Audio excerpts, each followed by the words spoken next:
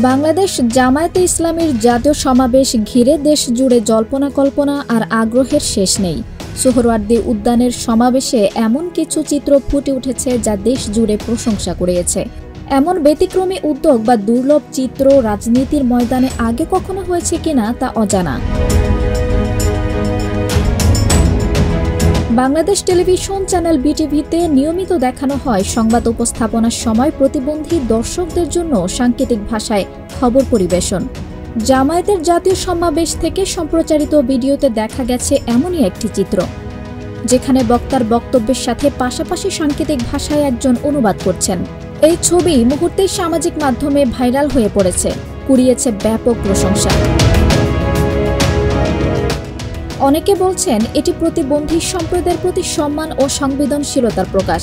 সাংকেতিক ভাষায় অনুবাদ প্রদর্শনের মাধ্যমে জামায়াত একটি অন্তর্ভুক্তিমূলক ও মানবিক ভাবমূর্তি গড়ে তুলতে পারবে। এটা তাদের রাজনীতিতে নতুন মাত্রা যোগ করতে পারে। বিশেষ করে যেখানে সমাজের বিভিন্ন শ্রেণী ও গোষ্ঠীর সমান অধিকার নিয়ে প্রশ্ন থাকে, এই ধরনের উদ্যোগ ভবিষ্যতে জনসংযোগের ক্ষেত্রে তাদের পক্ষে একটি ইতিবাচক পয়েন্ট হিসেবে কাজ করতে পারে। তবে রাজনৈতিক প্রভাব বাড়ানোর জন্য শুধুমাত্র এটি যথেষ্ট নয়।